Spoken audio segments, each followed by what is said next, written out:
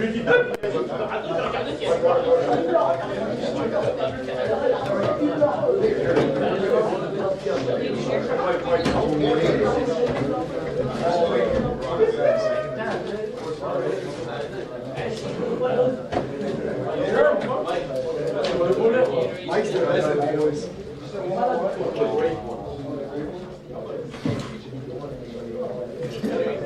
exciting.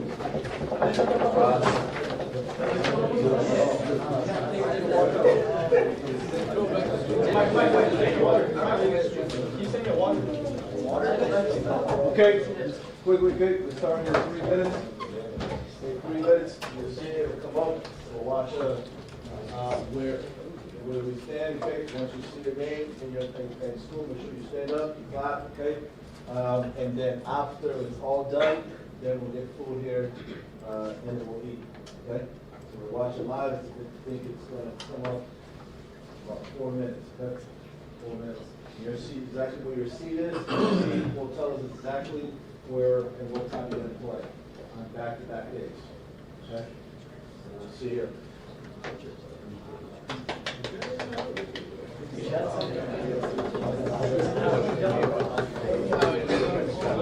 Yep. So whenever you guys hear us, we'll just stand up and clap. Obviously, whenever you see our name up.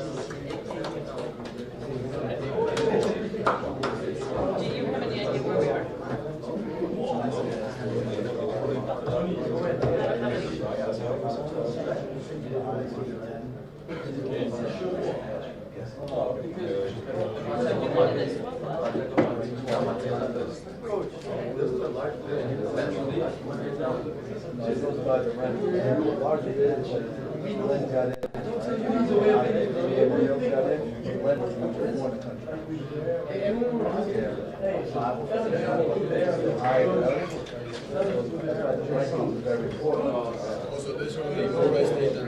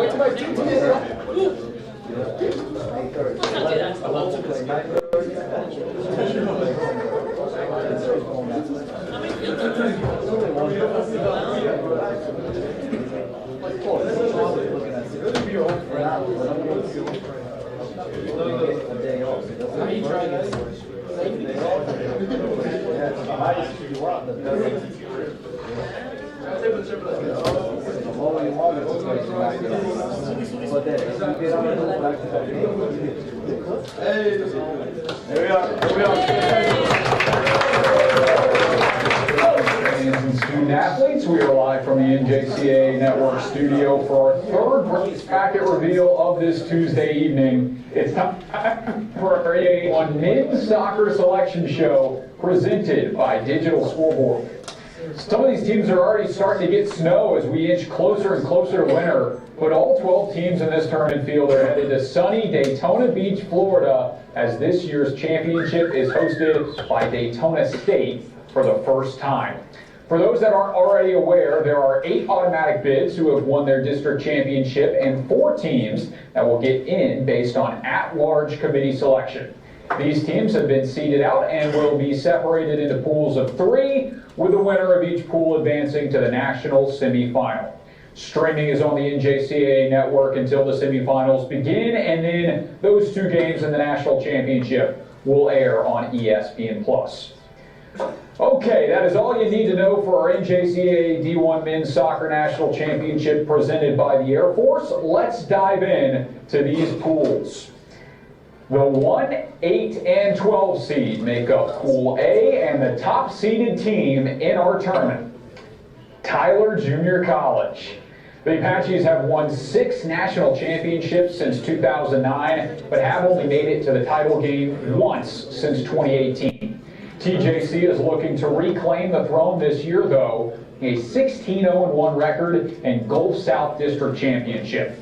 The back line has been lights out for the Apaches this year. They have the least goals conceded among all NJCAA divisions, with just 3 on the year. And on the attacking side, they have 6 players with 5 or more goals on the season. Okay, joining them in the first group is the 8 seed.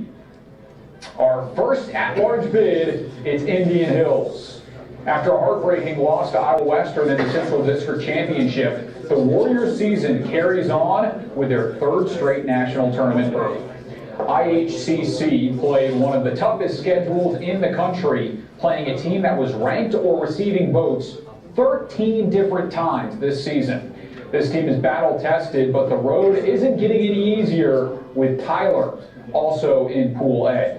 Okay, final team that will compete in this opening group is Montgomery College.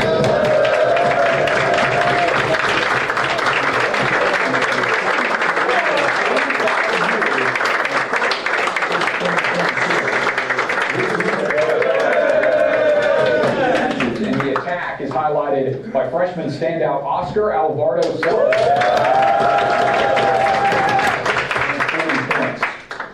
Off to Pool B, which features the 2, 7, and 11 overall seeds. The second highest seed in this tournament field is defending national champion Iowa Western. A magical run last year concluded with their 2nd championship in 4 years, defeating Cowley on penalties. This year's team looks equally as good, finishing top 5 in NJCAA Division I in shots, goals, assists, and corners. Alongside the Reavers in Pool B is Mojave. It's the first time into the national tournament for the Bighorns, who defeated Salt Lake CC 2-1 to win the West District Championship, thanks to goals scored by freshmen Lazar Ramos and Alan Salgado. Head coach Camilo Valencia, who joined in 2022, helped Mojave create the first ever college athletic program based in northwestern Arizona, and now leads them to a long way away in Florida for a shot at the national title. Congrats to the 7 seed, Mojave. One more team in Pool B is the number 11, Otero. The Rattlers are dancing after their first district championship since 2022.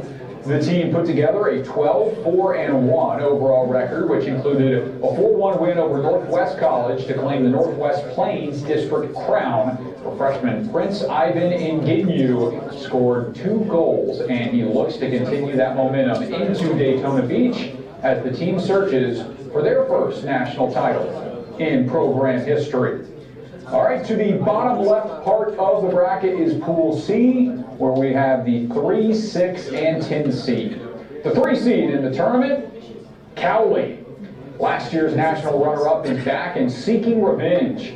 The Tigers dominated Barton 3-0 to capture their 5th straight Plains District title, out-shooting the Cougars 22-8.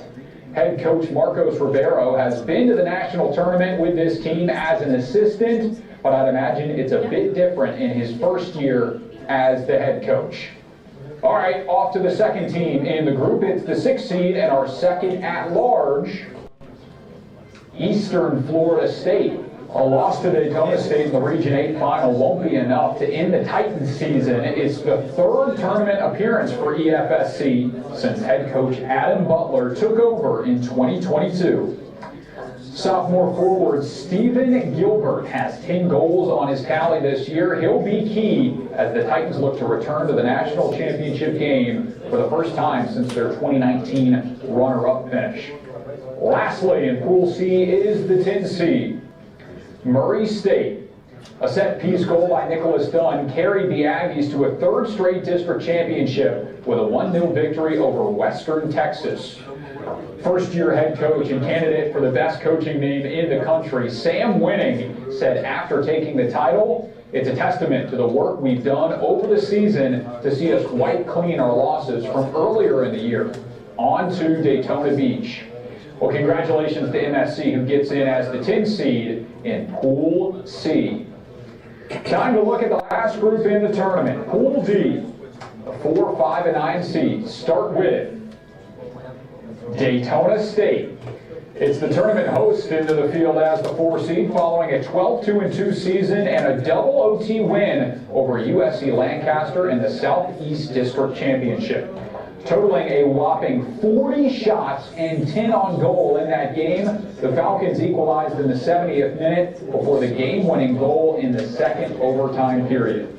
DSC has a trio of sophomore forwards with over 20 points, and will look for each of them in the pool play rounds. Joining them as the 5 seed is our third at-large bid, Barton. This Cougars team had a strong close to the season, riding a 10-game win streak and a 12-match unbeaten streak until the loss to Cowley in the Plains District Championship. The season was still impressive enough to return to the tournament after missing out last year. Barton has solid goalkeeper depth, going with an interesting rotation this year. All 3 keepers have at least 8 games played, with 2 having 30-plus saves. So Barton is the 5 seed. One more at-large vacancy remains. It's time for the last committee selection into the tournament field. It is Belen. The Buccaneers' tough 1-0 loss in double overtime to Angelina in the Gulf South District semifinal will not end their season after a historic year, which featured their first Region 14 South Division title and a program record-tying 14 wins. Head coach Michael McBride said, "This is a special group of young men, and together they have toppled records and achieved new landmarks. I truly hope they've done enough over the entirety of the season to earn an opportunity." Well, good news, Coach McBride. They did earn the opportunity and will be the last team into the bracket as the number 9 seed. Okay, time to look at this full tournament field, starting with Pool A. Tyler, Indian Hills, and Montgomery get us started. Pool B pits together Iowa Western, Mojave, and Otero. Pool C is Cali, Eastern Florida, and Murray State. And the final grouping, as we just mentioned, is Daytona State, and the 2 at-larges, Barton and Belen. What a tournament this is shaping up to be. Can't wait for the battle at the beach to kick off in 5 days. Congratulations to all 12 teams on a great season, and best of luck at Daytona Beach. A reminder, everyone can tune in on the NJCAA network until the semifinal round. Those 2 games, along with the national championship, can be watched on ESPN+. One more reveal to go tonight as we wrap up with the D2 Men's Soccer Selection Show presented by Digital Scoreboards in just a few minutes. Thanks, everybody. Take care.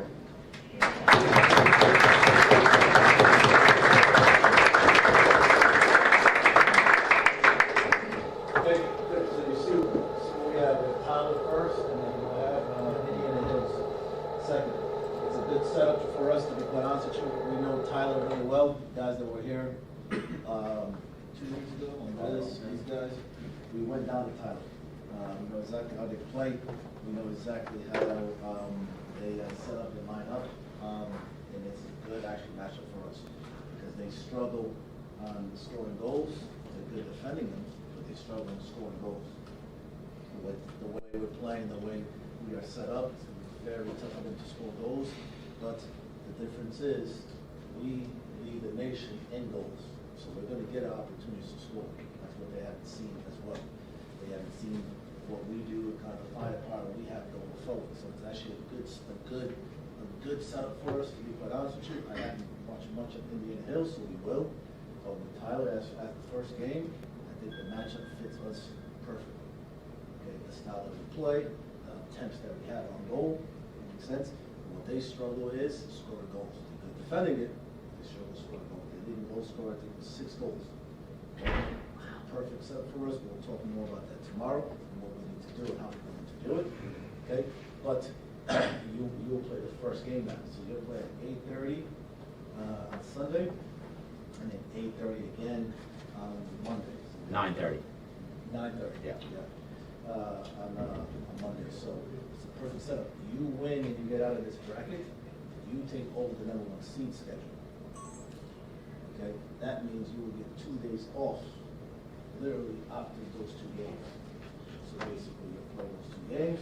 If you get out of that, you take the higher seed, and now you take 2 days off, basically Tuesday and Wednesday, and then you play Thursday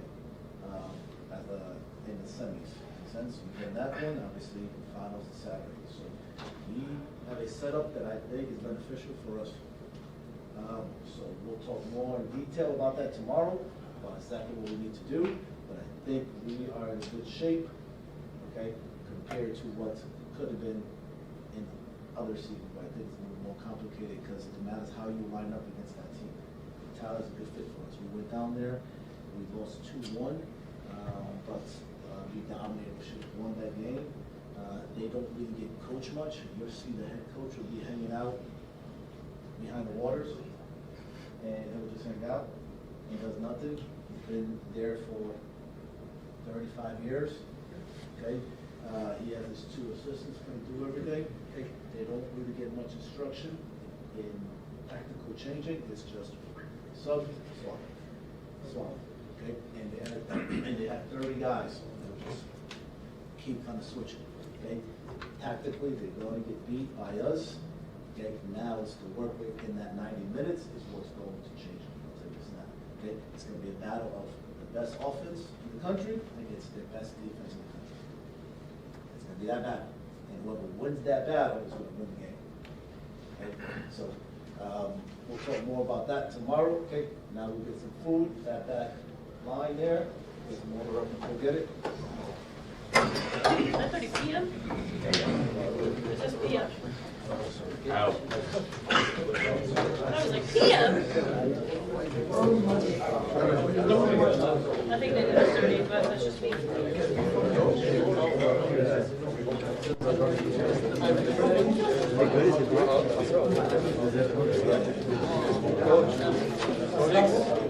Is there something different, Norda?